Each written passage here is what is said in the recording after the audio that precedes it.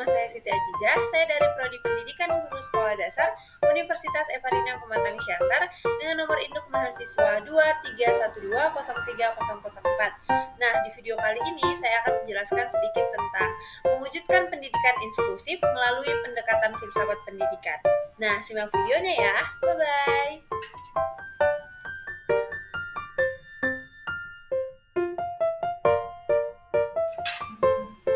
Baik, yang pertama yang akan saya bahas adalah tentang mewujudkan pendidikan inklusif melalui pendekatan filsafat pendidikan.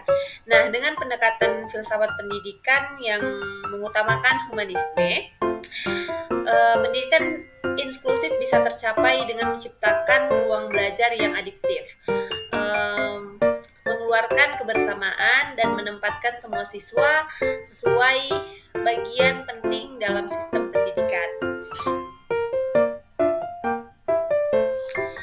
Nah, pengertian dari pendidikan inklusif adalah sistem pendidikan yang memberikan kesempatan belajar yang setara bagi semua anak tanpa memandang perbedaan fisik, mental, atau sosial. Nah, tujuannya adalah untuk mewujudkan kesetaraan, keadilan, dan penerimaan terhadap keberagaman di lingkungan pendidikan. Baik, yang pertama yang akan saya bahas adalah tentang progresivisme, di mana inti filosofinya adalah progresivisme ini menekankan pada pengalaman belajar yang bermakna dan berpusat pada siswa, serta pentingnya menyesuaikan pendidikan dengan kebutuhan dan minat siswa. Penerapan dalam pendidikan inklusif dengan pendekatan progresif menciptakan kurikulum yang fleksibel dan adaptif, sehingga bisa memenuhi kebutuhan siswa dengan latar belakang atau kemampuan yang beragam. Nah, untuk mewujudkan pendidikan inklusif melalui pendekatan filsafat pendidikan, kita perlu melihat prinsip-prinsip dasar yang dapat mendorong lingkungan pendidikan yang mendukung dan menghargai keberagaman. Berikut adalah beberapa pendekatan filsafat pendidikan yang relevan untuk pendidikan inklusif. Nah, yang pertama adalah penerapan dalam pendidikan inklusif. Pendidikan inklusif berbasis humanisme menerapkan pemerintahan pada keputusan emosional, sosial, dan intelektual setiap siswa dan memastikan mereka semua belajar dan berakomodasi di dalam kelas. Kemudian yang kedua adalah humanisme berfokus pada pengembangan potensi setiap individu, menghargai martabat dan hak semua peserta didik. Nah, selanjutnya adalah eksistensialisme, di mana eksistensialisme ini menekankan bahwa setiap individu memiliki kebebasan dan tanggung jawab untuk membentuk dirinya sendiri dan mengeksplorasi potensinya.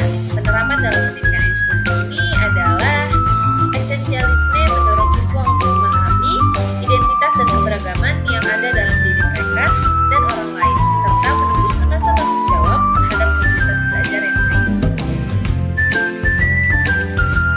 Nah, selanjutnya adalah implementasi praktis pendidikan inklusif.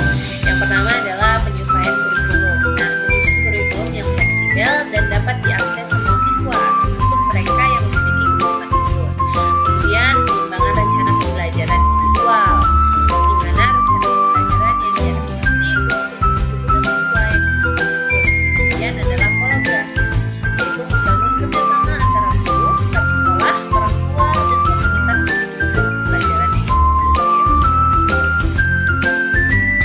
Selanjutnya ada rekonstruksionisme sosial, di mana rekonstruksionisme ini berusaha mengubah masyarakat menjadi lebih adil dan setara dengan menggunakan pendidikan sebagai alat untuk transformasi sosial, di mana penerapan dalam pendidikan inklusif ini adalah pendekatan ini mendorong sekolah untuk mengadopsi kebijakan dan praktik yang menghormati setiap hak siswa, serta menciptakan ruang yang bebas dan dari diskriminasi.